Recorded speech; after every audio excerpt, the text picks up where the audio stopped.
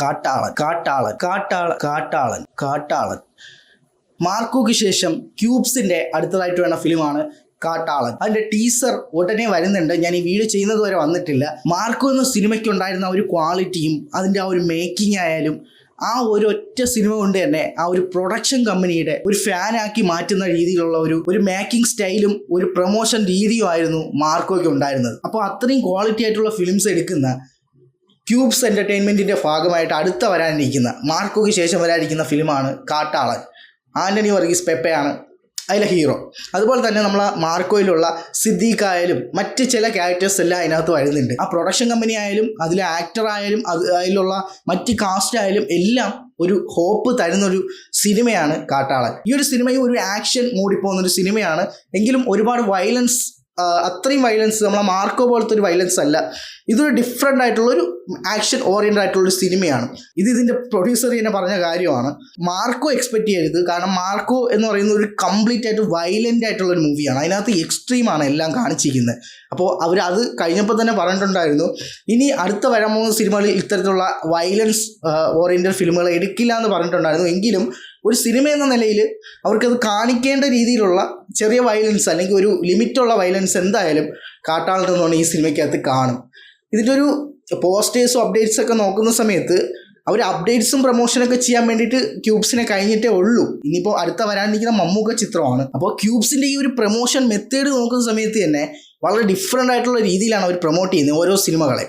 അതുപോലെ തന്നെ മാർക്കോ ഒരു സോങ് പുറത്തു വന്ന സമയത്ത് പോലും ഒരു സിംഗറിൻ്റെ ഇത് ഇഷ്ടപ്പെട്ടില്ല എന്നുള്ള ഇത് കണ്ടപ്പോൾ അവർ ഉടനെ തന്നെ അവർ ഏത് സിംഗറിനെയാണോ വ്യൂവേഴ്സ് കമൻറ്റ് ചെയ്തത് ആ ഒരു സിംഗറിനെ കൊണ്ട് പാടിച്ച് അതിൻ്റെ ഒരു വെർഷൻ ഇറക്കി അപ്ഡേറ്റഡ് ആയിട്ട്, അല്ലെങ്കിൽ ഓഡിയൻസിന് എന്താണ് വേണ്ടതെന്നുള്ളത് മനസ്സിലാക്കി സിനിമകളിലേക്ക് ഇൻപുട്ട് ചെയ്ത് കൊണ്ടുവരുന്ന പ്രൊഡക്ഷനാണത്. അത് വളരെ റെയർ ആയിട്ടുള്ള പ്രൊഡക്ഷൻ കമ്പനികൾക്ക് അത്തരത്തിലുള്ള ഒരു ക്വാളിറ്റി കണ്ടിട്ടുള്ളൂ. അപ്പോൾ അത്തരത്തിലുള്ള ഒരു പ്രൊഡക്ഷൻ കമ്പനിയാണ് ക്യൂബ്സ്. ഈ സിനിമയുടെ അപ്ഡേറ്റ്സും കാര്യങ്ങളൊക്കെ വെച്ച് നോക്കുന്ന സമയത്ത് ഇതൊരു ആന ഒക്കെ റിലേറ്റഡ് ആയിട്ടുള്ളൊരു സിനിമയാണ്. അപ്പോൾ ഒരുപക്ഷെ ഈ ആൻ്റണി വർഗീസ് പെപ്പ എന്ന് പറയുന്ന ആ ഒരു ക്യാരക്ടർ ഒരു ആനയുമായി റിലേറ്റഡ് ആയിട്ടുള്ള എന്തെങ്കിലും ഒരു ഇത് ജോലി ചെയ്യുന്ന ഒരാളോ അല്ലെങ്കിൽ ഒരു കൂപ്പിൽ പണിയെടുക്കുന്ന ഒരാളോ അങ്ങനെ എന്തെങ്കിലും ഒരു ടൈപ്പ് ഒരു റോളാണോ എന്നുള്ളതൊക്കെ ഡൗട്ടുണ്ട്. കാരണം ഇതിൽ ആൻ്റണി വർഗീസ് പെപ്പയും ആനയും ഒക്കെയാണ് കൂടുതലായിട്ട് ഒരു പ്രൊജക്റ്റ് ചെയ്ത് പ്രൊമോട്ട് ചെയ്യുന്നത്. ഒരു ആനക്കൊമ്പൊക്കെ വെച്ചിട്ടുള്ള അതായത് ആനയുമായിട്ട് റെപ്രസെൻറ്റ് ചെയ്യുന്നത് എന്തെങ്കിലും ആനയുമായി റിലേറ്റഡ് ആയിട്ടുള്ള ഒരു ടെറൈനിൽ നടക്കുന്ന കഥയായിരിക്കാം, ഒരു കാട് റിലേറ്റഡ് ആയിട്ടുള്ള ടെറൈനിൽ നടക്കുന്ന ഒരു കഥയായിരിക്കാം. ഇതിൻ്റെ ഒരു പോസ്റ്റർ കണ്ട രീതി പറയുന്നതാണ്. അതല്ലാതെ ഇതിൻ്റെ ഒരു കൂടുതൽ കാര്യങ്ങളൊന്നും പറയാനായിട്ട് ഇതിൻ്റെ വേറെ ഒരു അപ്ഡേറ്റ്സ് മതി. ഇനിയിപ്പോൾ ഇതിൻ്റെ ഒരു ടീസർ വന്നാൽ മാത്രമേ നമുക്ക് കൂടുതൽ കാര്യങ്ങൾ അറിയാൻ പറ്റുള്ളൂ. മാർക്കോ കണ്ടത് വെച്ചിട്ട് ഈ ഒരു സിനിമയെ നമുക്ക് വിലയിരുത്താൻ മാത്രമേ പറ്റുള്ളൂ. അപ്പോൾ എന്തായാലും മാർക്കോ എന്ന സിനിമയുമായി ഇതിനെ നിങ്ങൾ കണ്ട് അല്ലെങ്കിൽ ആ എക്സ്പെക്റ്റേഷനിൽ പോകാതിരിക്കുക. ഇതൊരു മീഡിയം ലെവലിലുള്ള ഒരു ആക്ഷൻ ഓറിയൻറ്റഡ് ഫിലിമായിട്ട് കണ്ടാൽ മതി. മാർക്കോയിലെ വയലൻസ് വെച്ച് എന്തായാലും നമുക്ക് ഇതിനെ കമ്പയർ ചെയ്യാൻ പറ്റില്ല. അപ്പോൾ എന്തായാലും ഇത് ഡീസൻ്റ് ആയിട്ടുള്ളൊരു ഫിലിമായിരിക്കും എന്നുള്ളത് പ്രതീക്ഷിക്കാം.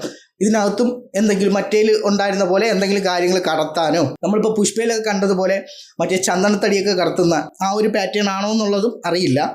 എന്തായാലും ഈ ഒരു സിനിമയ്ക്ക് നല്ലൊരു ഹൈപ്പ് ഉണ്ടാവും. അതിപ്പോൾ ഇതൊരു ആൻ്റണി പെപ്പെ ഉള്ള ഒരു ഫിലിം ആയതുകൊണ്ട് മാത്രമല്ല, ഇതിൻ്റെ പ്രൊഡക്ഷൻ കമ്പനിയുടെ ഹൈപ്പാണ് മെയിനായിട്ട് ഈ സിനിമയ്ക്ക് ഉണ്ടായിരിക്കുക.